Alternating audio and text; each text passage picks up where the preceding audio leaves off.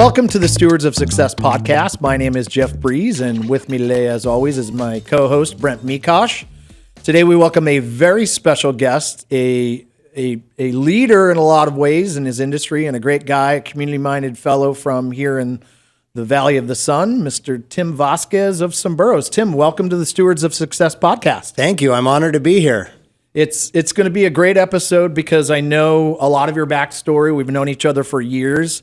And I think, one of the things that I think is so interesting about this is I think of how hard, even though I haven't been in it, but how hard the restaurant business notoriously is. And to think of a business that you have helped evolve, that has family, it has legacy, it has all these different aspects. I'm so excited to learn more about that story and share it with people.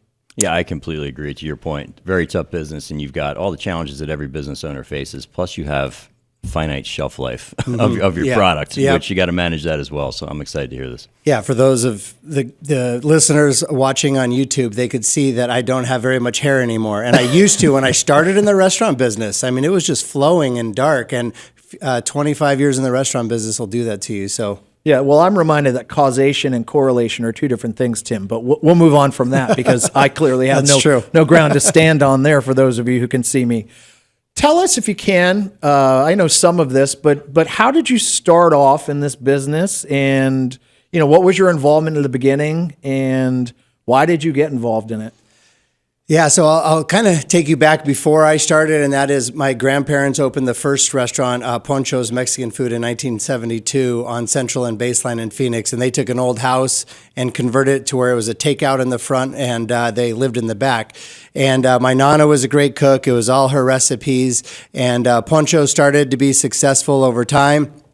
And then my parents got the idea in 1986 to open the first Someburros. My mom came up with the name Someburros. I was 11 years old at the time, so I kind of was just along for the ride. And but my parents put their heart and soul into that first location on Mill and Baseline in Tempe. And I did work at the restaurant. My job was to dress in the donkey costume and stand on the corner and wave cars in. So when I say I started at the bottom, I started at the way bottom. But it was truly a family business. I mean, we were there all the time. We'd come home from school and, our parents would be at work because they wanted to make sure that every customer that came in got treated like family eating at their home. And so that kind of established our culture at Someburros, and now we're still carrying on today. I want to go back for a minute. Can you talk more about the donkey suit? Was this summertime as well, Tim? Yeah, exactly. Are you in a donkey suit on a street corner in summer? Like, is it that bad? It was that bad. We opened July 8th, and so it was hot. And I'll tell you, as an 11-year-old, I was a chubby 11-year-old. I had all the Mexican food I could eat. So it probably was good for me to go sweat it out in the donkey suit on the corner dancing. And there's another word for donkey that people would yell at me through their car windows and honk. And but it was fun. My sister would be out there too, and it was a blast. But it was great to contribute that way. If we weren't doing that, we were in the restaurant bussing tables during the lunch hour and helping however we can. It was truly a family business. Do you take the donkey suit off to bust the tables? Is that occasionally? Okay. Occasionally, yes. And then get it dry cleaned very, very shortly after because that donkey costume was nasty. I mean, I'm shocked this didn't pivot into a career at Disney for you. I mean, yeah, it could have. It could have. I have PTSD from it, so I want no part of any mascot uniforms. So how do you go from an 11-year-old in a donkey suit to some next level of involvement and clearly to a place where you are today? But what's the intermediate step between a donkey costume and expanding the restaurant to where it is today? Did you start getting involved deeper into the financials of the business, how it was run? Like, was there an interest there? Well, I could give you the G-rated Disney version or the actual way it happened. So since we're open here, I'll tell you how it happened. So just growing up in Tempe, I had my same girlfriend all through high school. We went to Corona del Sol High School. We were high school sweethearts, quarterback and cheerleader and everything. And then I went to Pepperdine my freshman year to play baseball because that was my passion. My girlfriend at the time, Julie, went to the U of A. We came back that summer. She tried out for the Cardinals cheerleaders. She made the team. I was playing summer ball here in Arizona, not thinking about the restaurant business at all, thinking about baseball. And we found out that summer we were having a baby. And so our life that we thought was going one way went the other. And rather than going back to Pepperdine and studying journalism and playing baseball, I transferred to ASU to play baseball, and I was fortunate enough where I could still play baseball, but I needed a job to buy groceries and baby food and diapers. And so the only place that I could get a job where it would work around my college school schedule and baseball schedule was at Someburros. And so even though I had worked there a little bit in high school, it was like a real job for me now, but not something I was going to make a career out of, just something that I needed to pay the bills while I'm still playing baseball. And then gradually, there was something special about serving my nana's recipes to the community. People loved the food. They would come in, and all of a sudden, what I was studying in my management classes at ASU, and I was using that at Someburros, and also having the pride of serving our family recipes. So that's when I decided, you know what? When I graduate, this is what I want to do. And I never thought it was. My parents never pressured me into it. It was just something that happened organically, and I think that's the way things should happen. And what was the conversation, if anything, with your parents about, after graduation or whenever it was that you stepped into the business? Was it, sort of a temporary thing? Was there an eye towards you being the future of it? What was that pathway, if anything, when you took this next step? Yeah, I mean, I don't know that we really had a plan at the time. I think my parents had worked so hard to make it wasn't a very successful business at the beginning, and they had worked hard to make it successful. They're not greedy people. They had no intention to expand it. And then I come into the business, and I think then they realize, you know what, we have somebody who's really qualified, who does a good job. And I remember being a little frustrated. I mean, I was a college graduate. I, had taken all the classes, and every single day I'm just working the counter at my parents' restaurant and bagging chips and making little hot sauces to go and taking care of the customers. But after a while, it was starting to get frustrating. And I'm like, you know what? I know we can do more. I know we can do another location. And it took a lot of convincing of my parents, because they were in a stage of life where they were very content, and they should have been. But I just wanted more. The movie Tommy Boy always came to my head. I just didn't want to be Tommy Boy and just work at my dad's restaurant as the assistant manager. I wanted to put my stamp on it and grow it. And so that's why we decided to grow. And so we opened the first one in 1986. I came in around 97. And then in 2002, we opened our second location on Stapley and Baseline, which I became the general manager of. What I think is so interesting is that this man was smart enough to bring up the greatest business movie of all time, Tommy Boy. Oh, of course. That alone is worth the episode to be taken. Tim, can you explain more of your family dynamics, though? You mentioned, obviously, your parents are running the business. You're stepping in. You mentioned your sister. What's the rest of the family look like involved in the business? Yeah, so very happy family, great childhood growing up in Tempe. It was my parents, and then I'm the oldest child and the only boy, and then I have a sister, Amy, who was a great athlete in her own right, and she played softball at Miami of Ohio, and then my younger sister, Jenny, was the baby of the family. And so at that time, I was the only one involved in the business. They were just pursuing other things. Jenny was still in college, so she didn't even really have a chance to decide what she wanted to do. But then when we opened our second location at Stapley and Baseline, I was the GM of that location, and I think they could start to see the success and the pride. They had the pride in the business as well. And so gradually, Jenny came over and started working for us when she graduated from the University of San Diego. And then Amy graduated from ASU also and came into the family business as well. So around 2005, all five of us family members were heavily involved on a day-to-day basis in the family business. And at some point, post second location on the pathway, your parents decide to step away and not quite retire, but let the next generation take over from the business. What was the biggest hurdle towards just being three, a son and two daughters that worked there, to now convincing your parents, or maybe not, maybe it was their idea? What was the jump to this next generation taking over and taking this to the place it is today? It wasn't easy. I mean, family dynamics are tough anyways, and then you add a business into it. But we had a super happy family, and we got along so well. And I just remember great times sitting in the office, talking to Amy, talking to Jenny after the lunch hour, before the dinner hour, and we were all contributing, and it was a lot of fun. But when you do have a family business like that, there is going to be some tension. And sometimes there were Thanksgivings or Christmas where we're all together as a family, but in the back of our mind, there are business components that maybe we're not happy about inside that do carry over. So there's so many great things about being in a family business, and that's how I would choose, to do it if I could again. But there are also some challenges when the same people that you're working with on a day-to-day basis are the same ones that you're celebrating birthdays with and holidays. And, sometimes there's going to be a little bit of turmoil, and you just have to get over that.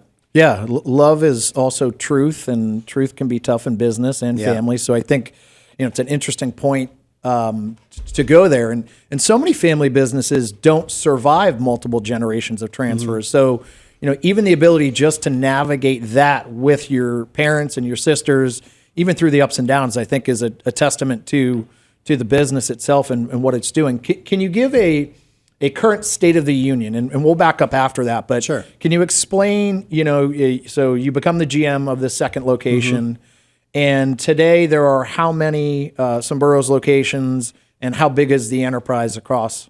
Yes, absolutely. Well, the Stapley and Baseline location number 2 was the first one that I opened start to finish, and for the first 3 months, I said, I'm never opening another restaurant. It was so hard. And at the time I had 2 little kids, one on the way. And I was literally, from the time the sun came up till it went down, I was at the restaurant working. And that same mindset to make sure that every customer that came in, we wanted to treat them like family eating in our home. So to do that at the beginning, I had to be there to make that happen. And so I did have the mindset, okay, this was a lot. We're never doing this again. And then I think it's a lot like having kids. There's something in it where you're like, you know what? Maybe that wasn't that bad. And after about a year, and we were cruising at that time, and people were loving the food, it's like, you know what? I think we can do this again. And then we found a piece of property at the Chandler Mall, and kind of talked to my dad again and said, Dad, I think we can do another one. And he was very supportive, and I feel like he was a lot more confident in my abilities at that time to run the restaurant. So then we kept opening about every 3 years or so. And it wasn't like, I wish I could say we had this plan of so many stores in so many years, but it wasn't. It was like, can we open a store? Can we get the food, the hospitality to be just as good or better than it has ever been? And if we can, then we'll talk about another location. If the food isn't as good as my Nana used to make, then we're not doing it. And so it would take a while to get us established. And so we would grow about every 3 stores until about 2017. And that's when we had about 6 stores, and I was smart enough to hire the most amazing team around me, our CFO, our CEO, and they all came up through the business. And that's when we said, all right, we have this team together where every location doesn't have to take years off the end of my life. We can spread it around where we're all putting in the effort. And so then we started growing a little faster, where we would open up 1 location every year. A couple years, we've opened 2 locations. And so now we're at 17 locations currently. We have 3 more on the way, coming in Surprise, Lake Pleasant, and Maricopa. And so that'll put us at 20 stores. And then we have a full-service restaurant called Isabel's Amore as well. So these people who become your C-level team, all from inside the company. Yep. How did you determine they were the right fit? I mean, so many businesses, again, find somebody outside with experience. What was the decision tree for you, or the critical points that you had to think of to put them in place and to know that those were the right people as opposed to people externally? Yeah, our company culture is so important. I mean, it really drives every decision we make. And I can't learn from somebody's resume and their experience that they have working at Applebee's or Chili's or whatever. That's great that they did that, but that doesn't tell me what kind of person they are, how they treat other people, how they respect people, how they would honor my Nana Isabel's recipes. I need years of interactions with that person to understand. So Johnny, he's my nephew, so I've actually known him since he was 3 years old from my wife's side of the family. He was just a perfect fit to be our then COO, and now he's our CEO. And he's so talented in so many ways with hospitality. He knows food, but how he treats people and honors our legacy and our culture is why he's a great fit for that position. And then, like I said, I think we're up to about 150 managers at all of our locations. Wow. And there's only one of them that we hired from outside the company. All of them are homegrown. And the one that we hired from the outside, I've known him since we were in elementary school together. So, It's weird. I think it's weird how we do it, but it works, and it creates that culture where people are like family, and we call it the Someburros Familia, and they want to be there. Tim, you mentioned culture probably now about 15 to 20 times. Yeah.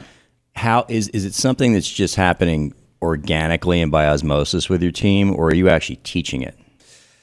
Great question. So every new team member who's onboarded learns about our culture, our history, the family history, and then it's ingrained at every store level from the top down. We talk about it a lot.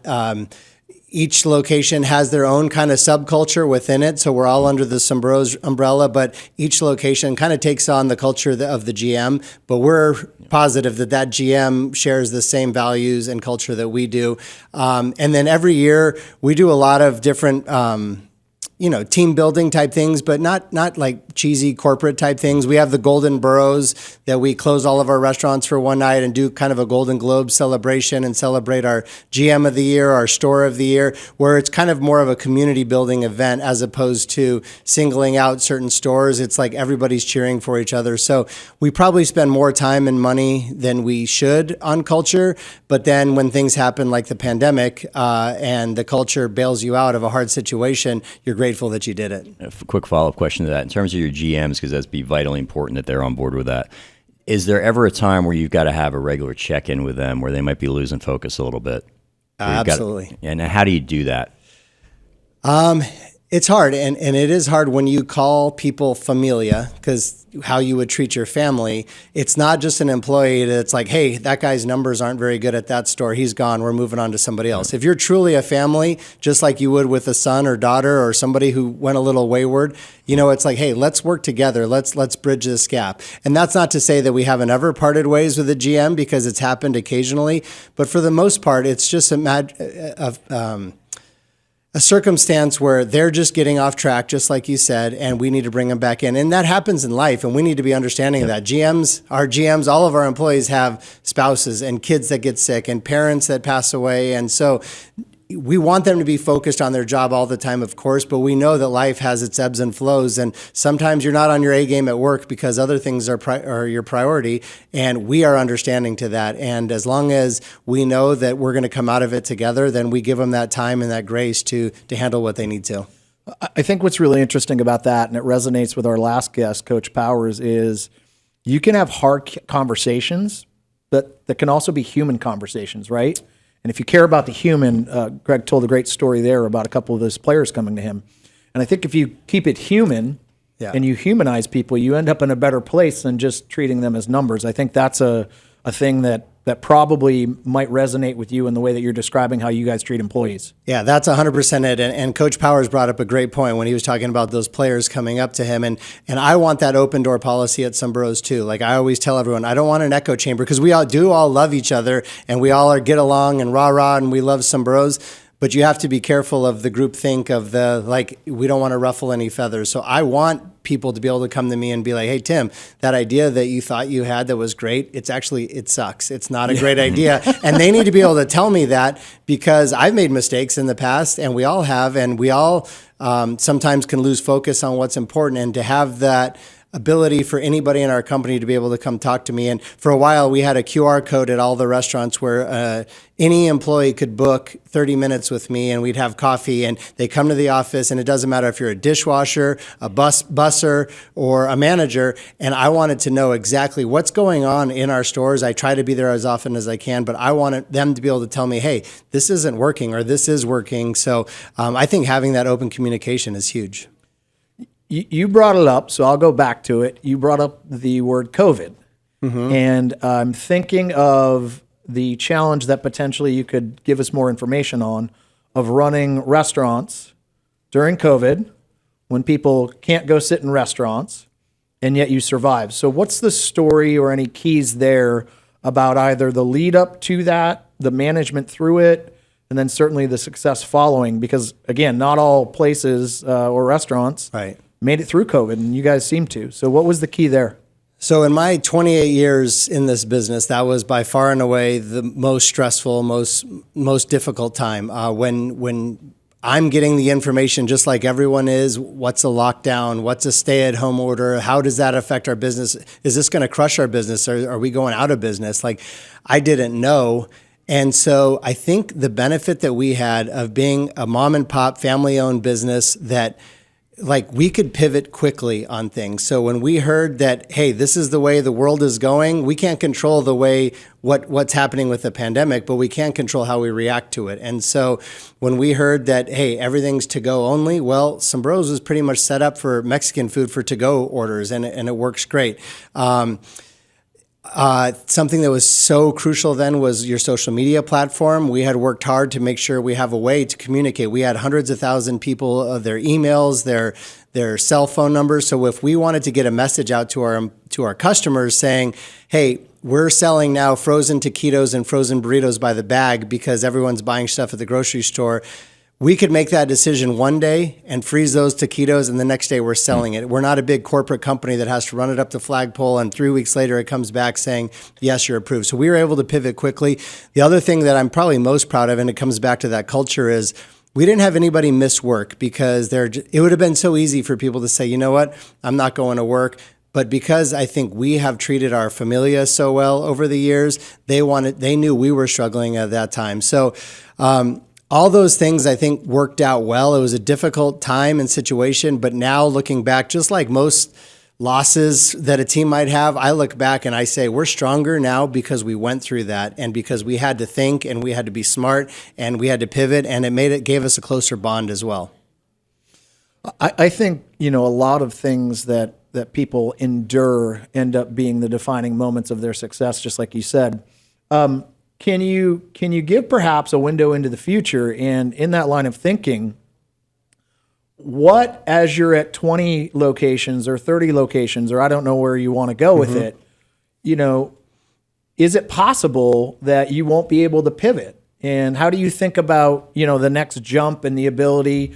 The other thing I think about is how it gets harder to visit and be present at all locations. That's easy when there's 2. Right. When there's 20, how do you do that? So what's the next level for you, and what are you thinking about as you continue to expand? That might be some of the hurdles coming down the line that are different than what have happened so far. So what's your forward thought process as the leader of the organization there? I think the key to it is, and we've done it and continuing to do it, is growing slow. Because that way, those hurdles that come at you, they're coming at you a little bit slower, so you can decide how you want to attack them. Or if you trip on a hurdle, you can figure out how to get over the next one. And so I'm not trying to dominate the world of Mexican food. I want to make sure that our food and hospitality is as good as it's ever been. And if we can do that and continue to slowly scale it, we will. If we can't scale it, then we'll just keep it where it's at. And but I know what you're talking about. Like, we released, we partnered this year with the Arizona Cardinals and the D-backs, and we created the stadium nachos, which was not a menu item at Someburros, but everybody wants nachos at a game. So we created that. Then we rolled it out to our stores.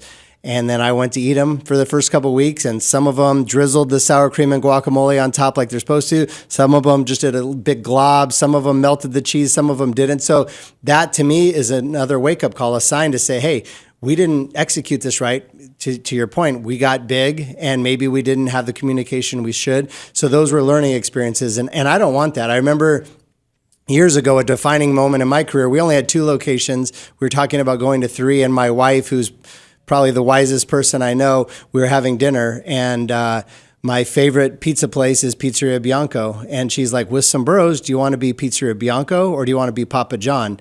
And that really hit me, because Pizzeria Bianco, Chris Bianco, makes the best pizzas in the world. Papa John makes a lot of pizzas, but nobody says Papa John's is the best pizza in the world. Yeah. And so to me, how I think about it is, I want to do both. I don't necessarily want to have 1 million locations, but I want to be able to scale it, but still have the quality that we were built on from the beginning. I think the coolest thing, if you're most business owners, the way that you try and get the insight into your business on where it's potentially failing is you look at your financials, right? You poll your C-level team. This guy gets to eat guacamole and I've got to fix the guacamole. Yeah. That's right. Hey, what a cool it's a tough job. Somebody's got to do it. Oh, I guess I got to go have more nachos tonight to figure out if we fix this. That's right. Yeah. It's fringe benefits, right? Yes. Question for you. So you mentioned obviously the leadership team are all people that have been part of the family in many cases, have come up through the organization. But you're in a heavily service-intensive business, which means you've got to go out there to hire people. How challenging or how easy is that for you to do that right now? Right. I want to knock on some wood somewhere. Right now, hiring is pretty good. We're able to hire, like I said, we usually hire at the ground level and then promote from within. So we're going after those, the high school kids even, or some college kids. And so right now, hiring compared to 5 years ago during COVID, it was impossible to hire anybody and retain anybody. Right now, it's relatively I don't even want to say easy, but it's doable to continue to hire. And our turnover rate the last couple of years is very low, just because we do have that culture. People want to work there. We pay above what the average going rate is. And so it's a great place to work. And I think that people, when they come work for us, especially if they get promoted to management, general management, they typically don't leave, because we try to create that. And I've done a lot of research on companies like Costco and the way they do it. And that's kind of the model for me. Costco, In-N-Out Burger, people that do it like that is how I want to do it. And not answering to private equity or stockholders or whatever is such a benefit, because we can just choose to do it how we want to, and we don't have to worry about the next quarter, did we make as much money as we said we were going to make. And work ethic of the younger group coming up pretty strong, do you think? I think it is. I think, to generalize, I think the new generation coming up they don't care about money as much, which is different. They care about the company that they work for, and do they work with people that they enjoy being around, and does the company give back to the community? That is so important to 16 to 22-year-olds right now, is does your company do something to give back? And I think that's why they're finding it enjoyable to work. Now, these kids growing up, they grew up with a phone in their hand, so that where they're getting likes and hearts and everything. And so part of it is we have to give more compliments and likes and hearts every single day with them. It's almost every shift where it's like, hey, you did a great job today. Hey, great job mopping the floors. You really swept great today. And not doing it facetiously, but they do need that constant feedback. And it took us a while to learn that, because the old generation, they just want to work and it's all about their paycheck and they don't need those congratulations. But we've had to pivot along with the times and give them what they want. And if that's what they want, is just to feel good about the job that they've done, then we're happy to do that. Yeah, I think owners, in older generations try and get, too stubborn and too fixated on what you need. Yeah. Right? Who cares what you need, Tim? Yeah, exactly. Exactly. Yeah. It's what the people need. And I say that jokingly. Yeah. So to recognize that, I think, is a huge point, and to make it a point that every store, every shift does that for your younger generation.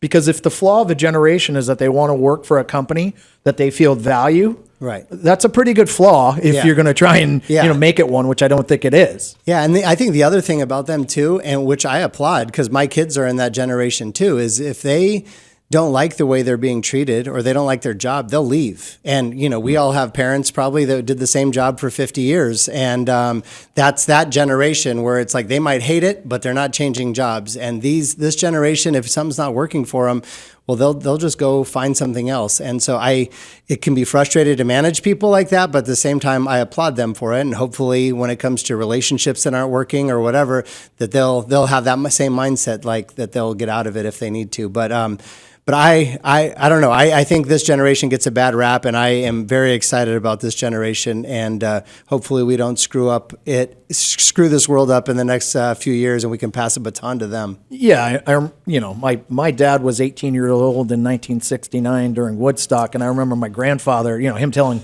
my grandfather was saying this generation was going to be the one that ruined the world, and I don't know. The world's still pretty prosperous as far as I sit here today. So I think we all worry about these things and let them shake out. But we have to, author some of their success for them in their style. And I think that's an important thing that you're modeling. Is there a story about Someburros that maybe is in the vault or maybe in the back of your mind that's just a great story about the evolution or a person or an outcome? In other words, is there a story that 20 or 30 years from now, you'll look back on and be like, oh, I should have told that story more? I think, as you were talking about that, I got goosebumps, because I think probably the story that I'm most proud of, and it has nothing to do with how many burritos we've sold, how many tacos we've sold. I mean, obviously, we're super proud of the partnership with the D-backs and the Cardinals growing up in Arizona, but Daniela Valenzuela, who was Daniela Terrazas when we hired her as a 15-year-old outside of the Chandler Mall. We had a tent set up when we were hiring for our new location. We hired her. She was fantastic. We brought her in. About 6 months, no, probably a year later, she left to go work at TGI Fridays as a hostess. And I was devastated because I'm like, she was a rock star. She had something special. I stalked her at TGI Fridays and called her and said, you really had a bright future with us. And she came back. And then at age 20, she was a 20-year-old general manager, the youngest general manager we've ever had. And now she's been with us, I think it's 20 years now. She's our VP of operations. She's just a girl from Chandler High, grew up in Chandler, didn't go to college, and just started working. And her story, and we have several other stories like that, but hers sticks out to me as something that I get a lump in my throat when I think about it. The opportunities that we were able to provide for her, but then she just has that mindset that she's going to be successful at whatever she does. And she probably should be a guest on your podcast sometime, because she doesn't blame. She's accountable for her actions. She shows up on time. She's great with people, but she's also stern and firm when she needs to be.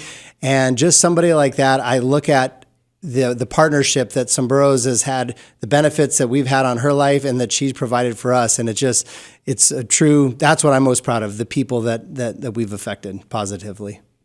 Yeah, I mean, the ability as a business owner to impact other people's lives as humans, if we get back to that topic, is often overlooked, right? It's numbers, it's revenue, it's locations, it's whatever. And at the end of the day, every business, its commonality is that it deals with people, either as customers or employees, certainly both in most instances. So that's a great story, and perhaps tell her to get her chops ready, because we might have her on here at some point. She would be great. And then one for the vault, one of our biggest failures that very few people know. I think it was probably... See, this is the good stuff. Bring this. Let's go. Yeah, this was one of our screw-ups in 2018, I think.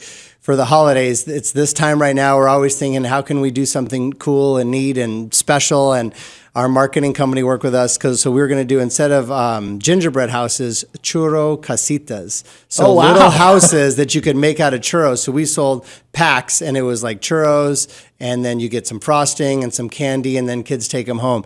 And they were absolutely terrible.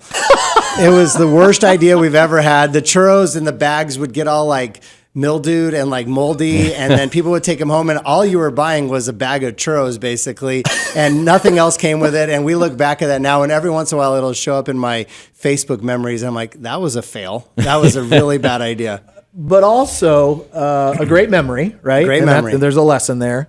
So is there a chance there's a reboot down the road of a better churro casita? I mean, is there an improvement on it down the road? Or is it just dead? I think it's dead. I think, yeah, we buried that thing. I think I still have nightmares from that, because customers were calling and they're like, this thing sucks. And we're like, we know it was a bad idea. And as a true leader, notice he hasn't said who came up with the bad idea. He just said it's a bad idea. Yeah, we'll bury whose it was. I stamped approval on it. I was all for it. I thought we were getting creative. But we've made a lot of mistakes along the way. I mean, the success that we have now is amazing, but it wouldn't be possible without us opening we opened our Flagstaff location and it didn't have a drive-through, and we thought, hey, this might be our new model going forward, because it's easier to get non-drive-through end caps than it is to, spend the money on a drive-through. Well, we missed out on 35% of sales. We've been open for another 12 years and it's still profitable, but man, it sure would be nice if we had those sales with a drive-through. So things like that we make mistakes we've made, but we've learned from them. And, there's a lot more of those. I don't know how much time you have, mistakes I've made. We've got plenty so far. Don't worry. How did Uber Eats and delivery change, amplify, or impact the business? What was that shift as it related to Someburros and what you guys do? Great question. If you ask any restaurant owner, it's the devil that you like. If you do it, then there's benefits. If you don't do it, then it hurts you. But So those third-party delivery services can be great for sales. They can get you customers that aren't leaving their house or their office, that are on their phone, and either because they don't want to leave, they have a meeting, or they've been drinking, if you're around the ASU campus, whatever, they're not leaving their couch. And we wouldn't have reached those people without third-party deliveries. But then third-party services take 20 to 25% of the sales. And so we probably did the wave that a lot of other restaurants do. It's like, we're not going to do it. We're not going to do it. Okay, we'll do it. Okay, this is amazing. Look at our sales. And then you start to get those P&Ls back and you're like, wait, we were so busy. Our employees are fried and we're not making any money. Where is it going? Well, it's all going to Uber Eats and DoorDash. Yeah. And then we pulled it back and we said, we're not doing it anymore. But then it's like, man, those sales were really nice though in our slow times. So it is, we manage it now, but it is, for any customers out there, we'd much rather you call us and order online through our app and order from us. And that way you're supporting our business directly. But we do want to be available on those third-party deliveries. If for people that, that you don't got time to leave the office and you really want a green chili bro, then that's what it's for. So yeah, and it's that interesting exercise of top-line revenue doesn't always mean bottom-line satisfaction, right? Exactly. I mean, that's an interesting exercise that you can expand, but really not find all the fruits of that beneficial to the business. Also lost control over the final product. That's the biggest thing. And I won't throw them under the bus, but there's one of those companies that does it right.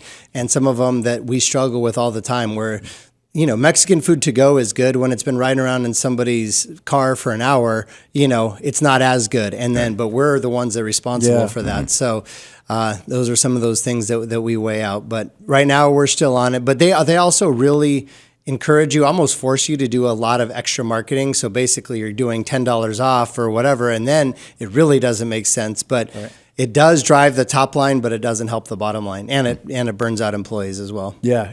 We've seen so many restaurants that just shut off the online delivery because they're overwhelmed, which is a good thing, right? But yeah, America, we want what we want when we want right now. Give me my green chili burrito. Well, and I think for us, and it's a mistake just from doing some research that Starbucks made along the way when they started doing online and all that kind of stuff is, to me, our number one priority is if you walk in our door to a Someburros and you want to eat in our dining room, you deserve to have our best service. And if we can't get your food out in 4 to 7 minutes because we're taking a mountain of DoorDash orders that we're only getting 75% of, then we're making a mistake. I want to make sure that we treat our customers in our restaurants with the number one priority. The next priority is the ones coming through our drive-through. If they committed to drive to our store and pick up their food. So if just because you can take all those third-party orders doesn't mean you should, because there's opportunity costs with that.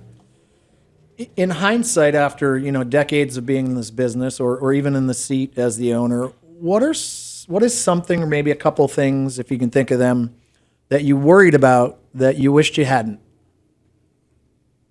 Well, like I said, we opened Isabel's Amore, which Isabel was my grandmother's name. So it was a tribute to her, a signature restaurant, a small full-service restaurant. The beans and the hot sauce are the same as Someburros, but the menu is entirely different. And that was kind of my wife and I stepping out on our own. It was still under the Someburros umbrella, but it was a mile from our house. We wanted to open this special place dedicated to my grandmother. And as the quote-unquote Someburros people were like, this is going to be a huge hit. It's like elevated Someburros.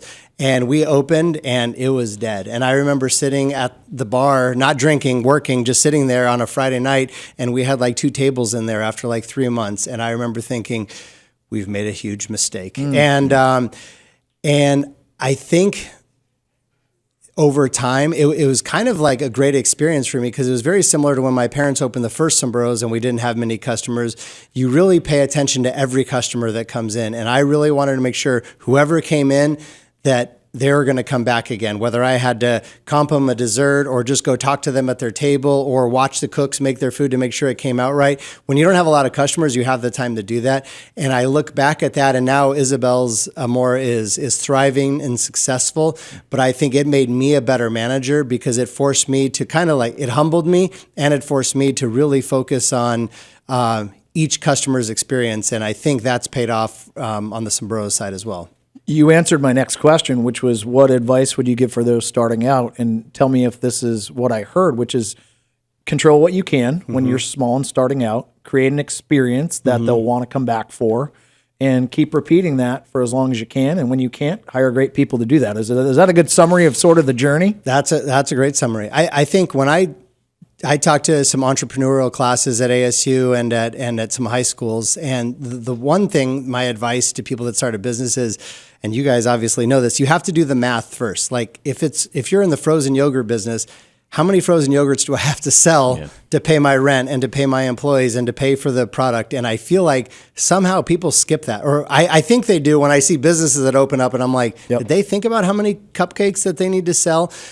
So that math has to make sense. And then I always tell people, you take all the costs that you think that is going to cost you to start up your business and then double it. Yeah. Because I still experience every time we open a new store, we have overruns and we think we know what we're doing. So you have to have some money in the bank for just in case there's some things that come up. But to your point, then you summed it up. Once you get open, you take it from there. Yeah.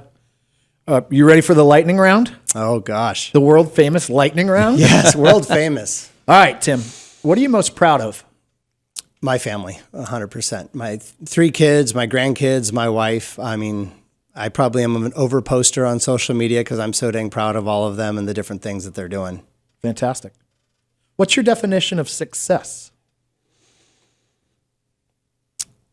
You know, it kind of goes back to what I just said. For me, success personally is a thriving, happy family, a happy and healthy family.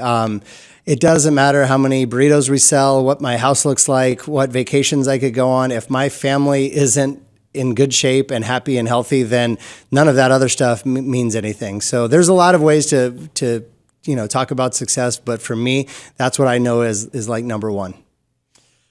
What do you want your legacy to be when this is all said and done and you're on to greener pastures many, many decades from now? Yes. I think it's a couple things. One, for the business, I feel like I want to have this culture so ingrained in the business that when I do step away, it's just like this thing that just keeps this flywheel that keeps turning and carrying on. But as far as personally, I really would want people to say, hey, that Tim Vasquez guy, he treated everybody with respect. It didn't matter if you were a CEO or the governor or the busboy or dishwasher at the restaurant. He treated everybody with respect. Love that. What advice do you wish you had had way back when that you didn't? For me, it's not as much advice, but when my now wife and I got pregnant at age 20, I wish somebody would have said that everything's going to be okay. Because at that time in our life, I didn't think everything was going to be okay ever again in my life. And you think about having to tell our parents we're pregnant, having to tell our coaches and our teachers in high school and people that Tim and Julie Vasquez or Tim and Julie Minetti are having a baby. Like, that was a hard time in my life. And for months and years, actually, I didn't know if everything was going to be okay. Now I look back to what I thought was the worst day of my life, and it was the best day of my life. So, but I'm okay that I had to go through that adversity. Yeah. What's your favorite quote if you have one? So or mantra. My grandpa Fred used to, he would pay us $20 if we would memorize the poem Invictus by William Ernest Henley. And I am the master of my fate. I am the captain of my soul. Actually, I think I said, I am the captain of my fate. I am the master of my soul is the final line in that. And I feel like that just is kind of my mantra. If I could get a tattoo, I would get it. Was it $20 the first time you memorized it or every time you could recite it? Just the first time. And my grandpa was super frugal, so $20 was a lot of money, but it was worth it. And then I carried it on, and I had my kids do the same thing. I love that. If you weren't doing what you're doing, what would you be doing? Coaching high school baseball. And I still might do that. I don't know. I just, I did it for a few years, and just the impact that you can make on kids and young people and being around baseball, I think there's a lot of life lessons to be taught there. If you could get a do-over on anything, what would it be? This isn't a cop-out, but I would not take any do-overs. I love where my life is right now. I love the adversity I've been through. I love the challenges that I had. All of those things, even though there's been mistakes along the way and things that I wish went different, I wouldn't be here today on this podcast talking about Someburros and my family if I hadn't gone through those. So I'll take all the lumps that I took along the way that made me the person I am today. I think Tim's next tattoo is a no regrets tattoo. No regrets. Yeah. Right Brett, on my neck. Any closing comments from you before we let Tim go? Yeah, Tim, this has been an amazing conversation. My takeaway is, for those that are just listening and are not watching this, you're talking about people in terms of both your clients and also the employees that are working for you, family, legacy, culture. And when you're talking about whether it's your family, employees, the people, clients, Someburros, your face is lit up. Mm-hmm. So if anyone's listening to this only on Apple or Spotify, check it out on the YouTube channel, because you're truly talking about all of these things with a love and a passion. And I think this business journey that we're all on, a big part of it's a spiritual exercise. And that really comes across in this conversation today. So thank you for being so open and honest and sharing your story with us. Yeah, thank you. It's been a lot of fun. Love talking with you guys. Well, we've got a new tradition. We didn't do it episode 1. We're starting episode 2. Our sponsors, the Wealth Stewards, who Brent and I know very well because it's us. Good guys. We've decided that to close all episodes from here on out, we'd have a little parting gift for our guests. So, Tim, in case you're in the sun later on today, there's your Wealth Stewards hat. Thank you. I love it. There you go. And for all of you listening, once again, we're super grateful for your support and your time and attention to the Stewards of Success podcast. Once again, for my co-host, Brent Mikosh, our special guest today, Tim Vasquez, my name is Jeff Breeze.